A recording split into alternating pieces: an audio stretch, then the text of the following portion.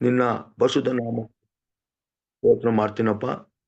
ಈ ಒಂದು ಮಂಗಳವಾರದ ಬೆಳಗಿನ ಜಾವದಲ್ಲಿ ನಿನ್ನ ಜೀವದ ವಾಕ್ಯವನ್ನು ಒಂದು ಆನೆಯಲ್ಲಿ ಧ್ಯಾನಿಸುವಾಗ ಕರ್ತನೇ ನೀ ನಮ್ಮ ಮಧ್ಯದಲ್ಲಿದ್ದು ನಿನ್ನ ಆತ್ಮೂಲಕವಾಗಿ ವಾಕ್ಯ ಗುಡಾರ್ಥವನ್ನು ತಿಳಿಪಡಿಸು. ಮತ್ತೆ ಇಲ್ಲಿ ವಾಕ್ಯವನ್ನು ಕೇಳುವಂತ ಪ್ರತಿಯೊಬ್ಬರನ್ನು ಆಶೀರ್ವಾದ ಮಾಡು. ಯೇಸು ಕ್ರಿಸ್ತನ ನಾಮದಲ್ಲಿ ಬೇಡಿಕೊಳ್ತೇನೆ ತಂದೆ, ಆಮೇಲೆ.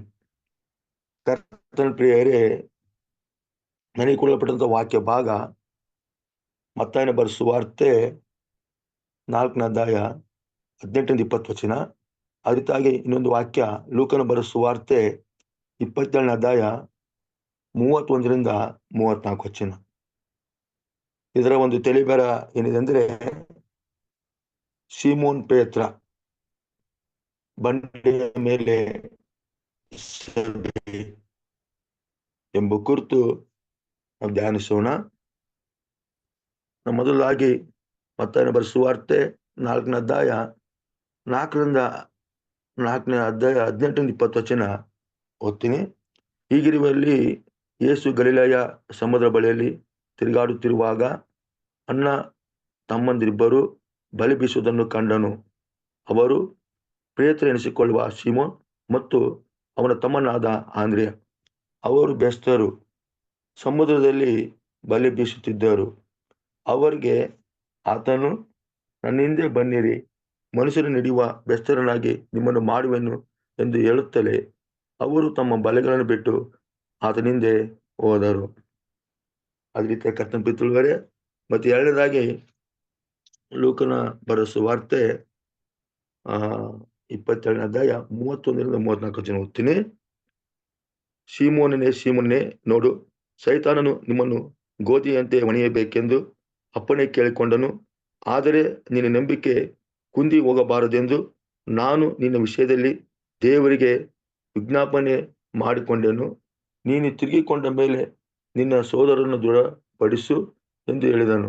ಆದರೆ ಅವನು, ಸ್ವಾಮಿ, ನಿನ್ನ ಸಂಗಡ ಸೆರೆಮನೆಗೆ ಹೋಗುವುದಕ್ಕೂ ಸಾಯುವುದಕ್ಕೂ ಸಿದ್ಧವಾಗಿದ್ದೇನೆ ಅನ್ನಲು ಆತನು, ಪೇತ್ರನೇ, ನನ್ನ ವಿಷಯದಲ್ಲಿ ಇವನನ್ನು ಅರಿಯೇನೆಂದು ನೀನು 3 ಸಾರಿ ಹೇಳುವ ತನಕ ಇವತ್ತು ಕೋಳಿ ಕೂಗೋದಿಲ್ಲವೆಂದು ನಿನಗೆ ಹೇಳುತ್ತೇನೆ ಅಂದನು.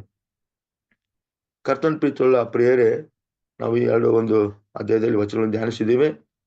ಇಲ್ಲಿ ಮೊದಲಾಗಿ ನೋಡಬೇಕಾದ್ರೆ ನಾವು ಸೀಮೋನ್ ಪೇತ್ರನ ಬಗ್ಗೆ ನಾವು ನೋಡ್ತೀವಿ. ಸೀಮೋನ್ ಪೇತ್ರನು ಇದನ್ನು ಯಾವ ರೀತಿ ರಕ್ತ ಸಾಕ್ಷಿ ಆದನೆಂಬುದು ನೋಡ್ತೀವಿ. ಪೇತ್ರ ಅಂದ್ರೆ ವಿಸ್ತಾರವಾದ ಬಂಡೆ ಅಂತೇಳಿ ಅರ್ಥ. ಇನ್ನೊಂದು ಹೆಸರು ಸೀಮೋನ್ ಇರುತ್ತೆ. ಇವರು ಇಬ್ರು ಅಣ್ಣ ತಮ್ಮರು ಇರ್ತಾರೆ. ಇವರು ಸಮುದ್ರದಲ್ಲಿ ಮೀನಿನ ಹಿಡಿಯುವಂತ ಒಂದು ಕೆಲಸವನ್ನು ಮಾಡ್ತಿರ್ತಾರೆ. ಇಲ್ಲಿ ವಾಕ್ಯ ಓದಿದಾಗೆ ಯೇಸು ಸ್ವಾಮಿ ಇವ್ರನ್ನ ಸಂಧಿಸ್ತಾನೆ.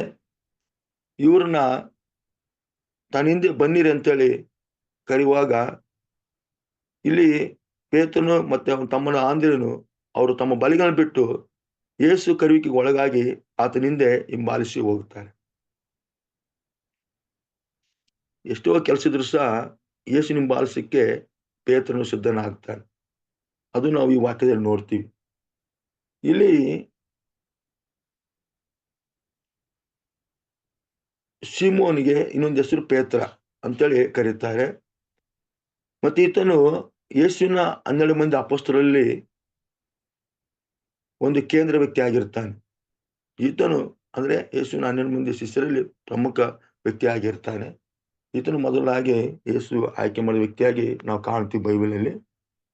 ಅದೇ ರೀತಿಯಾಗಿ ಈತನು ಪೇತ್ರನು ಆದಿಸಭೆಯಲ್ಲಿ ಒಂದು ಸಭಾನಾಯಕನಾಗಿರ್ತಾನೆ. ಅಂದ್ರೆ ಆರಂಭಿಕ ಒಂದು ಸಭೆ ಅಡಿಪಾಯಿ ಈ ಪೇತ್ರನ ಮೂಲಕವಾಗಿ ಅದು ನಡೀತಿದೆ ಎಂಬುದು ನಾವು ಅಪೊಸ್ತಲ ಕೃತ್ಯದಲ್ಲಿ ನೋಡ್ತೀವಿ. ನಾವು ಅಪೊಸ್ತಲ ಕೃತ್ಯದಲ್ಲಿ ನಾವು 2ನೇ ಅಧ್ಯಾಯ ಧ್ಯಾನಿಸುವಾಗ ಅಲ್ಲಿ ಪೇತ್ರನು ಪ್ರಸಂಗ ಮಾಡ್ತಾನೆ. 2ನೇ ಅಧ್ಯಾಯ 41 ನೋಡ್ಬೇಕಾದ್ರೆ ಸುಮಾರು 3,000 ಜನ ರಕ್ಷಣೆ ಬರ್ತಾರೆ. ಅಂದ್ರೆ ಕ್ರೈಸ್ತ ಸಭೆಯಲ್ಲಿ ಮೊದಲ ಅಡಿಪಾಯ ಹಾಕಿಕೊಟ್ಟ ಒಬ್ಬ ನಾಯಕನಾಗಿ ಪೇತ್ರನಲ್ಲಿ ಕಾಣಲ್ಪಡ್ತಾನೆ. ಮತ್ತೆ ಈತನ ಊರು ಗಲಿಲಾಯದ ಬೆತ್ಸದಾಗಿರುತ್ತೆ. ಈತನ ಜನನ ಆ ಬೆತ್ಸದಲ್ಲಿ ಜನಿಸ್ತಾನೆ. ಈತನಿಗೆ ಸೀಮೋನ್ ಅಂತೇಳಿ ಅಲ್ಲಿ ಹೆಸರು ನಾಮಕರಣವಾಗುತ್ತೆ. ಈತನ ಒಬ್ಬ ತಮ್ಮ ಇರ್ತಾನೆ, ಆತನ ಹೆಸರು ಆಂದ್ರೇಯ. ಇವರಿಬ್ಬರು ಸಮುದ್ರದಲ್ಲಿ ಮೀನು ಹಿಡಿಯುವಂತ ಕೆಲಸವನ್ನು ಮಾಡ್ತಿರ್ತಾರೆ. ಮತ್ತೆ ಈತನು ದೇವರ ಕರುವಿಗೆ ಒಳಗಾದಂತ ವ್ಯಕ್ತಿ ಆಗಿರುತ್ತಾನೆ. ದೇವರ ಮಾತು ವಿಧೇಯತೆಯುಳ್ಳವನಾಗಿ ಆ ಕರುವಿಗೆ ಒಳಗಾಗಿ ದೇವರನ್ನು ಹಿಂಬಾಲಿಸಿದಂತ ಪ್ರಮುಖ ವ್ಯಕ್ತಿಯಾಗಿ ಪೇತ್ರನ ಕಾಣುತ್ತಾನೆ. ಮತ್ತೆ ಈತನ ಒಂದು ಬೋಧನೆಯಲ್ಲಿ ಮುಖ್ಯವಾಗಿ 3 ವಿಷಯಗಳ ಬಗ್ಗೆ ತಿಳಿಯಪಡಿಸ್ತಾನೆ. ಅದು ಯಾವುದಂದ್ರೆ, ಮೊದಲಾಗಿ ದೃಢ ನಂಬಿಕೆ ಉಳ್ಳವರಾಗಬೇಕು. ಮತ್ತೆ ಎರಡನೇದಾಗಿ ನಮ್ಮ ಬಲಹೀನತೆಗಳನ್ನ ದೇವರ ಮುಂದೆ ಒಪ್ಪಿಕೊಳ್ಳಬೇಕು.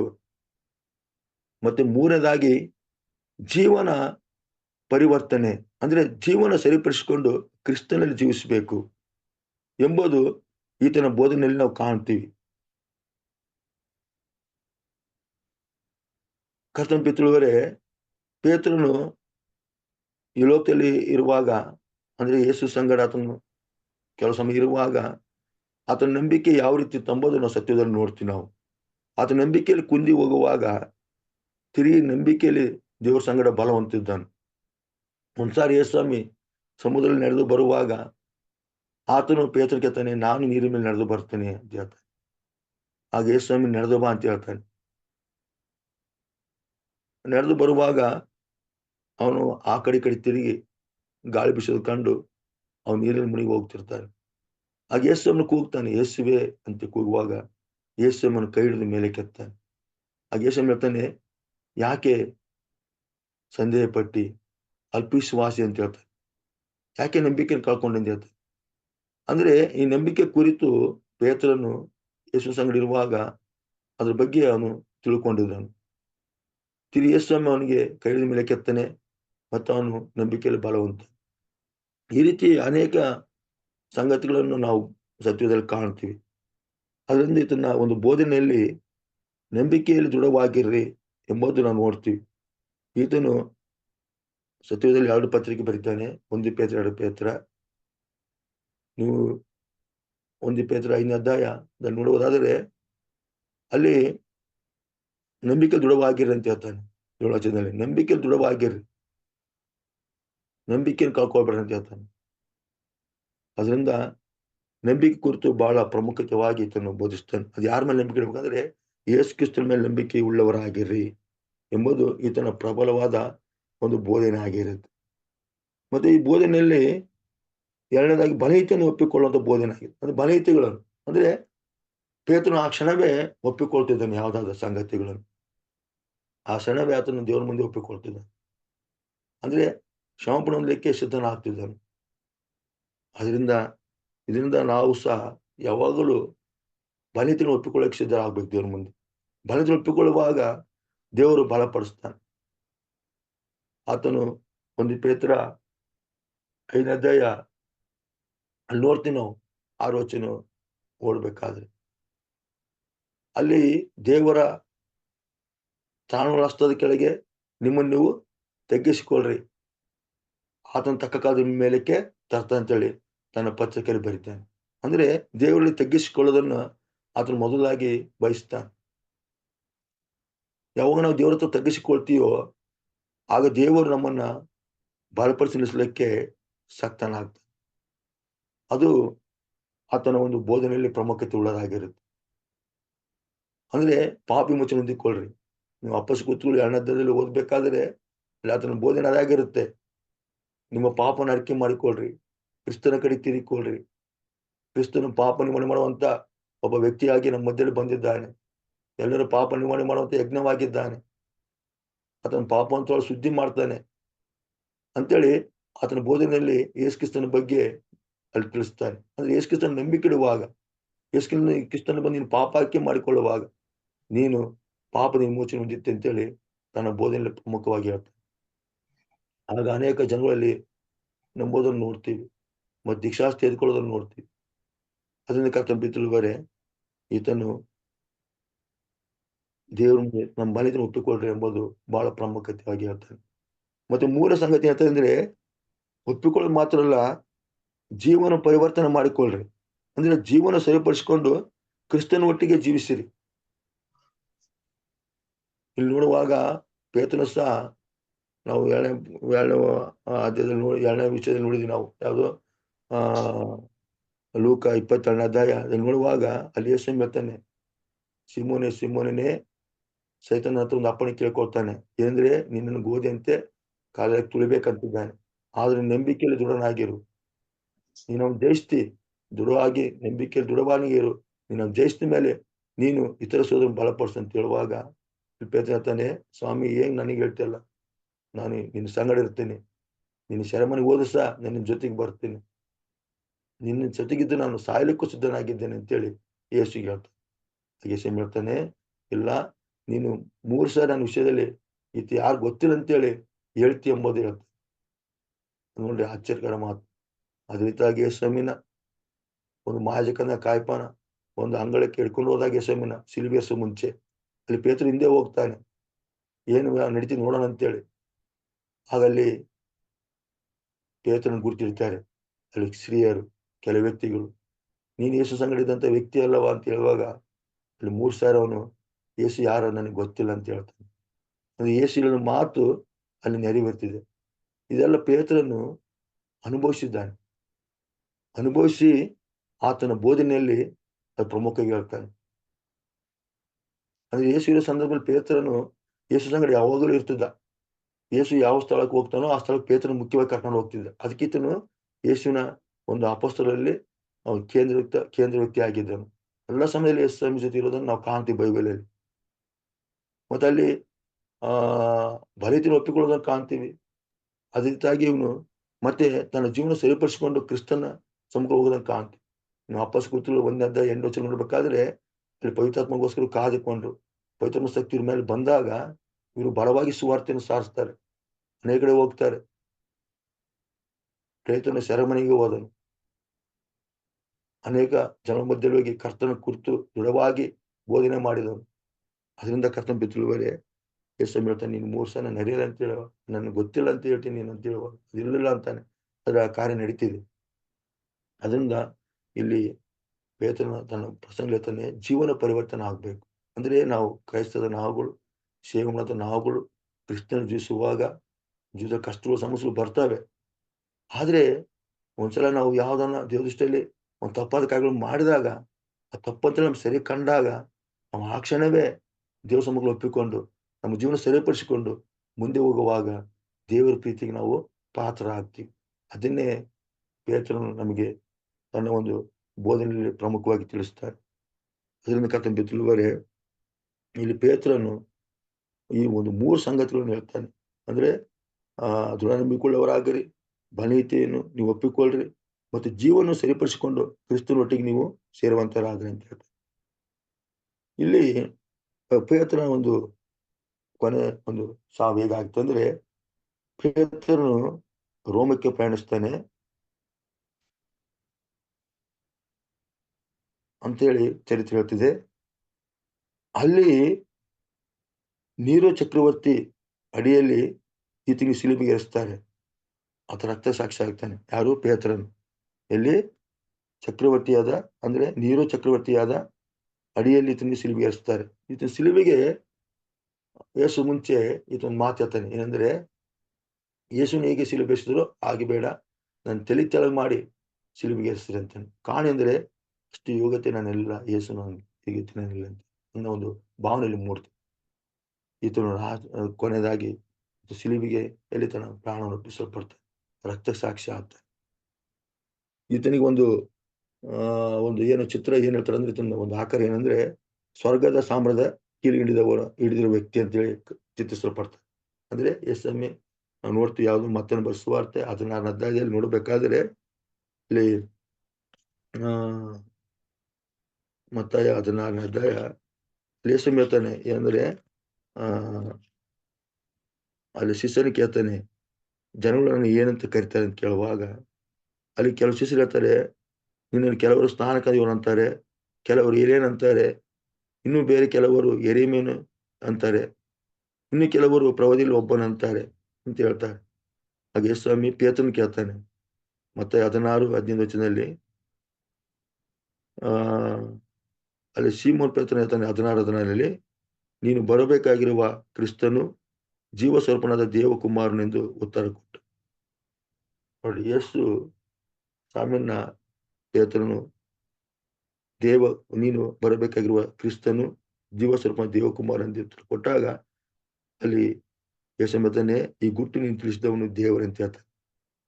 ಅದರಲ್ಲಿ ಯೇಸು ಒಂದು ಮಾತು ಹೇಳ್ತಾನೆ ಏನಂದ್ರೆ 19 ಪರಲೋಕ ರಾಜ್ಯದ ಬೀಗದ ಕೈಗಳನ್ನು ನಿನಗೆ ಕೊಡುವೆನು. ಭೂಲೋಕದಲ್ಲಿ ನೀನು ಯಾವುದನ್ನು ಕಟ್ಟುತ್ತೀಯೋ ಅದು ಪರಲೋಕದಲ್ಲಿ ಕಟ್ಟಿರುವುದು, ಮತ್ತು ಭೂಲೋಕದಲ್ಲಿ ನೀನು ಯಾವುದನ್ನು ಬಿಚ್ಚುತ್ತೀಯೋ ಅದು ಪರಲೋಕದಲ್ಲಿ ಬಿಚ್ಚಿರುವುದಂತ. ಅಂದ್ರೆ ಯೇಸು ಸ್ವಾಮಿ ಪೇತ್ರನಿಗೆ ಆಶ್ವಾಸ ಕೊಡ್ತಾನೆ, ಪರಲೋಕ ಬೀಗದ ಕೈಗಳು ನಿನ್ನ ಕೈಯಲ್ಲಿ ನಾನು ಕೊಡಪ್ಪ. ಅಂದ್ರೆ ಪರಲೋಕದ ಬೀಗದ ಕೈಗಳು ಒಂದು ಪೇತ್ರನ ಕೈಲಿದೆ ಅಂತೇಳಿ ಒಂದು ಚಿತ್ರರೂಪವಾಗಿ ಅನೇಕ ತೋರಿಸಲ್ಪಡ್ತಾರೆ. ಆ ರೀತಿಯಾಗಿ ವ್ಯಕ್ತಿ ಕಾಣಲ್ಪಡ್ತಾನೆ. ಮತ್ತೆ ಈತನ ಒಂದು ಪ್ರಚೋದನೆ ಏನು ಮುಖ್ಯವಾಗಿ ಅಂದ್ರೆ, ನಾನು ಹೇಳಿದಾಗೆ ದೃಢ ನಂಬಿಕೆ ಮತ್ತೆ ದೈವಿಕ ಕರೆಗೆ ಒಳಗಾಗಿರಿ.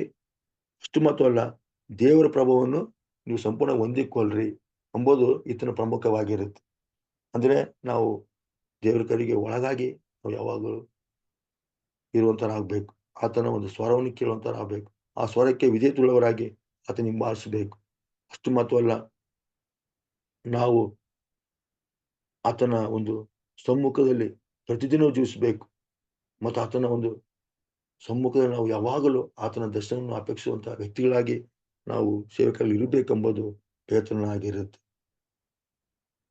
ಅದರಿಂದ ಕರ್ತನ ತಿಳಿವರೆ ಇಲ್ಲಿ ಪೇತ್ರನು ಅನೇಕ ಅದ್ಭುತಗಳನ್ನು ಆತನು ಮಾಡಿದನು. ಯೇಸು ಸತ್ತು ಪುನರುತ್ಥಾನ ಹೋದ ನಂತರ ಪೇತ್ರನು ವಿತರ್ಮ ಶಕ್ತಿ ಹೊಂದಿಕೊಂಡು ಸೇವೆ ಮಾಡುವಾಗ ಅನೇಕ ಅದ್ಭುತಗಳನ್ನು ಮಾಡಿದನು. ಆದರೆ ಒಂದೇ ಆತನು ಹೇಳೋದು, ಇದು ಯೇಸುವಿನಿಂದ ಸಾಧ್ಯ, ಯೇಸುವಿನಿಂದ ಅದ್ಭುತ ಆಗಿದೆ ಅಂತ ಹೇಳ್ತಾರೆ. ನೀವು ನೋಡ್ತೀರ ಅಪ್ಪಸ್ ಗೊತ್ತುಗಳು, ನೀವು 3ನೇ ಅಧ್ಯಾಯ ನೋಡ್ಬೇಕಾದ್ರೆ ಒಬ್ಬ ಹುಟ್ಟ ಕುಂಟನಿಗೆ ಕಾಲು ಬರುತ್ತೆ, ಯೇಸುವಿ ನಾಮದಲ್ಲಿ ಬಂದಿದೆ ಅಂತ ಹೇಳ್ತಾನೆ ಪೇತ್ರನು. ಯೇಸು ನಾಮದಲ್ಲಿ ಬಂದಿದೆ ಅಂತ ಹೇಳ್ತಾನೆ. ಅಲ್ಲಿ ಪೇತ್ರನು ಯೋಹಾನನನ್ನು ದೇವರಂತ ಕಾಣುವಾಗ ನಾವು ದೇವರಲ್ಲ, ಯೇಸುವೆ ನಿಜವಾದ ದೇವರು, ಯೇಸುವಿನಿಂದಲೇ ಎಲ್ಲವೂ ಸಾಧ್ಯ ಅಂತೇಳಿ ಯೇಸುವಿನ ಕುರಿತು ಪ್ರಬಲವಾಗಿ ಬೋಧಿಸುವ ವ್ಯಕ್ತಿ ಪೇತ್ರನ ನಮಗೆ ಕಾಣುತ್ತೆ. ಅನೇಕ ಅಪೊಸ್ತಲರು ಅದೇ ರೀತಿಯಾಗಿ ಯೇಸು ಕುರಿತು ಹೇಳಿದ್ದಾರೆ. ಬಟ್ ಪೇತ್ರನು ಮುಖ್ಯವಾಗಿ ಯೇಸುವಿನ ಬಿಟ್ಟು ಆತನು ಬೇರೆ ವಿಷಯವನ್ನು ಎತ್ತಲ್ಲ. ಯೇಸುವಿನ ಕುರಿತೇ ಆಳವಾಗಿ ಹೇಳುವಂತ ವ್ಯಕ್ತಿ ಪೇತ್ರನ ಬೈಬಲ್ ಕಾಣ್ತೇನೆ. ಅಂದ್ರೆ ಇವತ್ತು ನೋಡ್ತೀವಿ, ಅನೇಕ ಒಂದು ರೋಮನ್ ಕೆಥಲಿಕ್ ಸಭೆಗಳಲ್ಲಿ ಚರ್ಚ್ಗಳು ಕಟ್ಟುವಾಗ ಪೇತ್ರನ ಹೆಸರಿನ ಕಟ್ತಾರೆ, ಪೀಟರ್ ಅಂತೇಳಿ ಸಭೆ ಅಂತೇಳಿ ಕಟ್ತಾರೆ. ಅಂದ್ರೆ ಕರ್ತನ ತಿಳಿವರೆ ನಿಜವಾಗಿ ಹೇಳ್ಬೇಕಂದ್ರೆ ಪೇತ್ರನು ಸಭೆಗೆ ಒಂದು ಅಸ್ಥಿವಾರದ ಒಂದು ಅಡಿಪಾಯದ ನಾಯಕರಂತೇಳಿ ನಾವು ತಿಳ್ಕೊಳ್ಬಹುದು. ಯಾಕಂದ್ರೆ ಆತನು ಸಭೆಯ ಬಗ್ಗೆ, ಸಭೆಯ ನಾಯಕರ ಬಗ್ಗೆ, ಸಭೆಯಲ್ಲಿರುವಂತಹ ಯವನಸ್ಥರ ಬಗ್ಗೆ ತನ್ನ ಪತ್ರಿಕೆಯಲ್ಲಿ ಆಳವಾಗಿ ನಮಗೆ ಬರೆದು ತಿಳಿಸಲ್ಪಡ್ತಾನೆ. ಅದರಿಂದ ಪೇತ್ರನ ಒಂದು ಜೀವನದಲ್ಲಿ ಆತನು ಪ್ರಯೋಜನ ಅಂದ್ರೆ ದೇವರ ನಂಬಿಕೆ ದೃಢವಾಗಿ ನಿಂತುಕೊಳ್ಳ್ರಿ, ದೇವರ ಕರೆಯನ್ನು ಅಲ್ಲೆಗಳಬೇಡ್ರಿ, ಮತ್ತು ದೇವರ ಪ್ರಭಾವದಲ್ಲಿ ಯಾವಾಗಲೂ ಜೀವಿಸ್ರಿ ಎಂಬುದು ಆತನ ಮುಖ್ಯ ಉದ್ದೇಶವಾಗಿತ್ತು. ಮತ್ತೆ ನಾವು ಇದನ್ನು ನಮ್ಮ ಜೀವಿತದಲ್ಲಿ ಹೇಗೆ ಅಳವಡಿಸಿಕೊಳ್ಳಬೇಕು ಅಂದ್ರೆ, ನಾವು ಎಲ್ಲಕ್ಕಿಂತ ಹೆಚ್ಚಾಗಿ ಕ್ರಿಸ್ತನ ಮಾತಿಗೆ ಒಳಗಾಗಬೇಕು. ಅದು ನಮ್ಮ ಜೀವಿತಕ್ಕೆ ಬಹಳ ಬಹಳ ಮುಖ್ಯವಾಗಿದೆ. ಕರ್ತನ ತಿಳಿವರೆ ನೋಡುವವರು ಮೀಡುವಂತ ವ್ಯಕ್ತಿಗಳು ಕ್ರಿಸ್ತನ ಕರೆದಾಗ ಆ ಕೆಲಸನ ಬಿಟ್ಟು ಯೇಸು ಹಿಂಬಾಲಿಸಿದ್ರು. ಇವತ್ತು ನಾವು ದೇವರ ಕರಿಕೆಗೆ ಒಳಗಾಗ್ತಿದೀವ, ಒಳಗಾಗಿ ದೇವ್ರು ಹಿಂಬಾಲಿಸ್ತಿದೀವ, ನಮ್ಮನ್ನು ನಾವು ಪರಿಶೀಲಿಸಿಕೊಳ್ಬೇಕು. ಇವತ್ತೆಷ್ಟೋ ನಾವು ಸೇವೆ ಮಾಡೋ ನಾವುಗಳು ನಮ್ದು ಯಾವ್ದೋ ಊರು, ಯಾವುದೋ ಸ್ಥಳ, ಎಲ್ಲಿ ಇದ್ದಂಥವ್ರು ದೇವ್ರ ಕರಿವಿಕೆಗೆ ಒಳಗಾಗಿ ನಾವೆಲ್ಲರೂ ಬಿಟ್ಟು ಅದನ್ನ ಹಿಂಬಾಲಿಸಿ ಬಂದಿದ್ದೇವೆ. ಆ ದೇವರ ಜೊತೆಗಿದ್ದು ನಾವು ಬಲಪಡಿಸಿ ನಡೆಸಲಿಕ್ಕೆ ಸತ್ಯನಾಗಿರ್ತಾನೆ. ಯಾಕಂದ್ರೆ ದೇವರು ಕರಿವಿಕೆಗೆ ಯಾರು ಒಳಗಾಗಿ ಬರ್ತಾರೋ ದೇವ್ರು ಖಂಡಿತವಾಗ್ಲು ಅವ್ರ ಕೈ ಬಿಡಲಾರ, ಅವ್ರ ಕೈ ನಡೆಸಲಿಕ್ಕೆ ಸತ್ಯನಾಗಿದ್ದಾನೆ. ಅವ್ರ ಎಷ್ಟೋ ಕಷ್ಟಗಳು ಸಮಸ್ಯೆಗಳು ಬರಬಹುದು, ಆದ್ರೆ ದೇವ್ರ ಜೊತೆಗಿದ್ದಾನೆ. ದೇವ್ರ ಜೊತೆಗಿದ್ದು ನಮ್ಮನ್ನು ಬಲಪಡಿಸಿ ನಡೆಸ್ತಾನೆ ಅಂತೇಳಿ ನಾವು ಮುಂದೆ ಹೆಜ್ಜಿಡಬೇಕು. ಅದು ನಮ್ಮ ಜೊತೆಯಲ್ಲಿ ಮುಖ್ಯವಾಗಿ ಅಳವಡಿಸಿಕೊಳ್ಳಬೇಕು. ಅಷ್ಟು ಮಾತ್ರ ಅಲ್ಲ, ಇಲ್ಲಿ ಇದರಲ್ಲಿ ನಾವು ಮುಖ್ಯವಾಗಿ ತಿಳ್ಕೊಳ್ಳೋದು ಅಂದ್ರೆ, ನಾವು ಕ್ರಿಸ್ತನನ್ನು ಸಂಪೂರ್ಣ ಹೃದಯದಿಂದ ಹಿಂಬಾಲಿಸಬೇಕು. ಲೌಕಿಕ ಕಾರ್ಯಗಳಿಗೆ ನಾವು ಬದಿಗೊಟ್ಟಿ ಕ್ರಿಸ್ತನ ಕಾರ್ಯಗಳಿಗೆ ನಾವು ಆಸಕ್ತಿ ಉಳ್ಳವರಾಗಿ ಆತನಲ್ಲಿ ನಾವು ಒಳಗಾಗಿ ಆತನ ಕಾರ್ಯಗಳನ್ನು ನಾವು ಯಾವಾಗಲೂ ನಂಬಿಕೆಯಿಂದ ದೃಢ ಒಂದು ಏನು ಕಾರ್ಯಗಳನ್ನು ಮಾಡಬೇಕು. ನಾವು ಅದ್ರಲ್ಲಿ ಸೋತು ಹೋಗಬಾರ್ದು.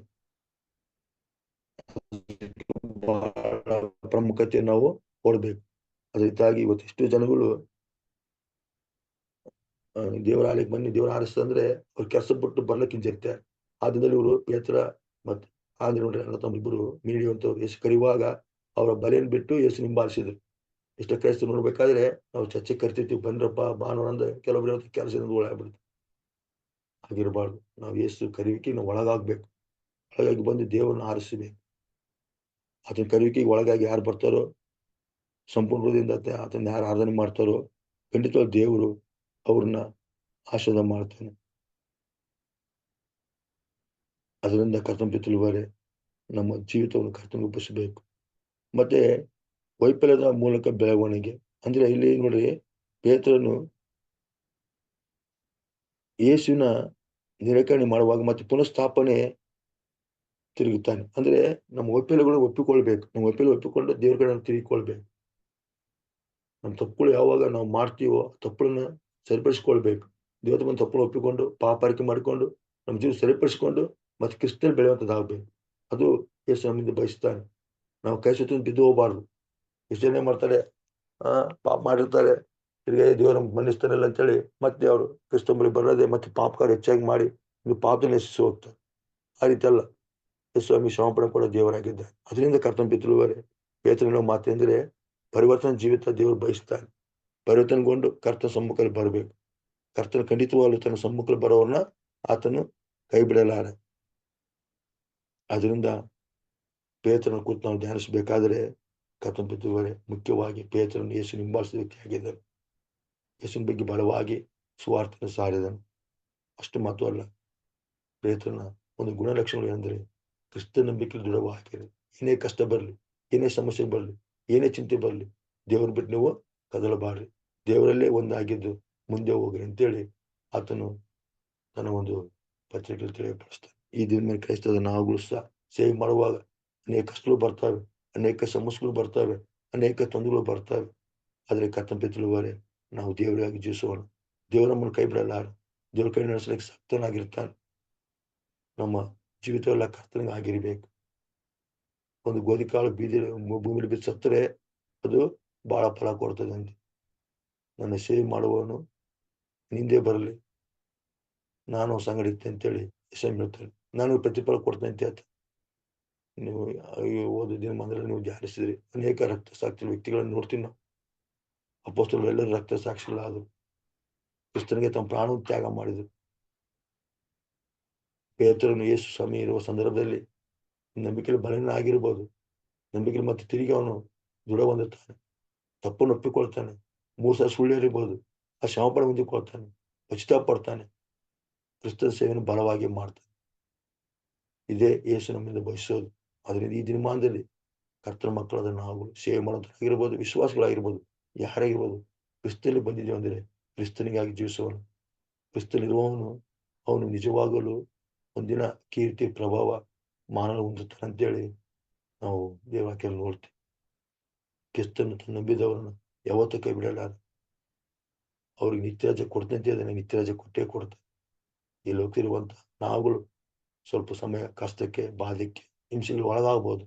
ಎಲ್ಲರೂ ಕ್ರಿಸ್ತ ಮಿತ್ರವಾಗಿ ಅನುಭವಿಸುತ್ತಾ ಕ್ರಿಸ್ತನಲ್ಲಿ ಒಂದಾಗಿದ್ದು ಸಾಕ್ಷಿ ಮಕ್ಕಳಾಗಿ ಭಕ್ತಿವಂತನಾಗಿ ಆತನ ನಿರೀಕ್ಷೆಯಲ್ಲಿ ನಂಬಿಕೆಯಲ್ಲಿ ಯಾವಾಗಲೂ ಬೆಳೆಯೋಣ.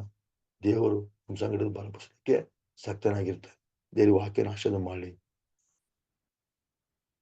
ಪ್ರಾರ್ಥನೆ ಮಾಡೋಣ. ಪರಿಶುದ್ಧನಾದ ದೇವರೇ, ನಿನ್ನ ನಾಮಕ್ಕೆ ಸ್ತೋತ್ರ. ಕರ್ತನ ಈ ದಿನವು ಪೇತ್ರನ ಬಗ್ಗೆ ನಾವು ತಿಳ್ಕೊಳ್ಳೋಕೆ ಸಹಾಯ ಮಾಡಿದಪ್ಪ. ನಿನಗೆ ಸ್ತೋತ್ರ ದೇವರೇ. ಕರ್ತನೇ, ನಿನ್ನ ಸೇವೆಯಲ್ಲಿ ಎಷ್ಟೋ ಕಷ್ಟ ಅನುಭವಿಸಿ ರಕ್ತಸಾಕ್ಷಿ ಆದ ಪೇತ್ರನ ಕುರಿತು ನೋಡುವಾಗ ಇವತ್ತು ಲೋಕದಲ್ಲಿ ಸೇವೆ ಮಾಡಿದ ನಾವುಗಳು ಸಹ ಕರ್ತನೆ, ನಮ್ಮ ಸೇವೆಗಳ ಎಷ್ಟೋ ಕಷ್ಟಗಳು, ಸಮಸ್ಯೆಗಳು, ಚಿಂತೆ, ದುಃಖಗಳು, ಎಷ್ಟೋ ಅಡಚಣೆಗಳು ಬರ್ಬೋದು ದೇವರೇ. ಅವೆಲ್ಲ ನೀವು ಒಪ್ಪಿಸ್ತೀವಿ ದೇವರೇ. ನೀನು ಪರಿಹಾರ ಮಾಡು. ನಿನ್ನ ಬಲದಲ್ಲಿ, ಜ್ಞಾನದಲ್ಲಿ ನಮ್ಮನ್ನು ಅನುದಿನವನ್ನು ನಡೆಸಪ್ಪ ದೇವರೇ. ನಾವು ಯಾವಾಗಲೂ ದೃಢ ನಂಬಿಕೊಳ್ಳವರಾಗಿ ನಮ್ಮ ಜೀವಿತದಲ್ಲಿರುವ ತಪ್ಪುಗಳನ್ನು ನಾವು ಸರಿಪಡಿಸಿಕೊಂಡು ಕರ್ತನೆ ನಿನ್ನಲ್ಲಿ ಒಂದಾಗಿದ್ದು ನಿನ್ನ ಮಾರ್ಗದಲ್ಲಿ ನಡೆಯುತ್ತಾ ನಿನ್ನ ನಾಮವನ್ನು ಮಹಿಪಡಿಸುತ್ತಾ ನಿನ್ನ ರಾಜ್ಯಕ್ಕಾಗಿ ತವಕೊಳ್ಳವರಾಗಿ ಜೀವಿಸಲಿಕ್ಕೆ ಸಹಾಯ ಮಾಡು ಕರ್ತನೆ. ಬೆಳಗಿನ ಜಾವದಲ್ಲಿ ಈ ಒಂದು ಆನ್ಲೈನಲ್ಲಿ ಜೂಮ್ ಆ್ಯಪ್ನಲ್ಲಿ ವಾಕ್ಯವನ್ನು ಕೇಳುವಂಥ ಎಲ್ಲ ನಿನ್ನ ಪ್ರಿಯ ಮಕ್ಕಳನ್ನ ಆಶೀರ್ವಾದ ಮಾಡು.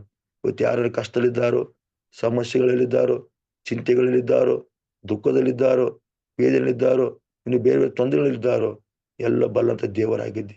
ಯೇಸು ನಿನ್ನ ನಾಮದಲ್ಲಿ ಎಲ್ಲವನ್ನೂ ಪರಿಹಾರ ಮಾಡು. ಶಾಂತಿ, ಸಮಾಧಾನ, ನೆಮ್ಮದಿನ ಕೊಡಪ್ಪ. ಸೇವಕಗಳ ಜೊತೆಗಿರು ದೇವರೇ, ಅನೇಕ ಅದ್ಭುತ ಮಾಡು. ಸಭೆಗಳಿಗೆ ನೀವು ಅನೇಕ ಹೊಸ ಸಂಬಂಧಿ ಹೊಸದಲ್ಲಿ ಸೇರಿಕೊಂಡು ನಿನ್ನ ಆರಾಧನೆ ಮಾಡಲಿಕ್ಕೆ ಸಹಾಯ ಮಾಡು.